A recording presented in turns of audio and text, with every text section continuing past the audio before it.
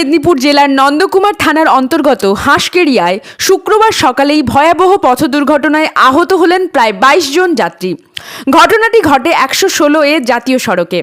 জানা গেছে, সকালে শোলপাট্টা কলকাতা রুটের একটি যাত্রীবাহী বাস শোলপাট্টার দিকে যাওয়ার সময় রাস্তার পাশে দাঁড়িয়ে থাকা একটি ট্যাঙ্কারের পেছনে ধাক্কা মারে। দুর্ঘটনায় বাসের প্রায় 22 জন যাত্রী আহত হন।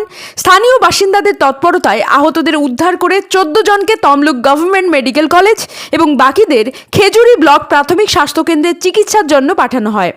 আহতদের মধ্যে একজনের অবস্থা আশঙ্কাজনক বলে জানা গেছে। আহত যাত্রীদের দাবি, বাসটি অত্যন্ত দ্রুতগতিতে চলছিল এবং সামনে থাকা আরেকটি বাসকে ওভারটেক করতে গিয়েই চালক নিয়ন্ত্রণ হারিয়ে রাস্তার ধারে দাঁড়িয়ে থাকা ট্যাঙ্কারে ধাক্কা মারে। দুর্ঘটনার পর জাতীয় সড়কে কিছু সময় যান চলাচল ব্যাহত হয়। পরে নন্দকুমার থানার পুলিশ ঘটনাস্থলে পৌঁছে পরিস্থিতি স্বাভাবিক করে।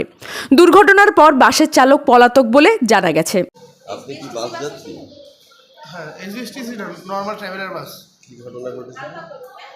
গাড়ি এত স্পিডে চলছে, উনি সামনের গাড়িটাকে ওভারটেক করতে গিয়ে ওভারটেক না করতে গিয়ে বাদিকটা পুরো মেরে দিয়েছে। আচ্ছা, ঠিকানা বলুন। আপনার কোথায় লেগেছে?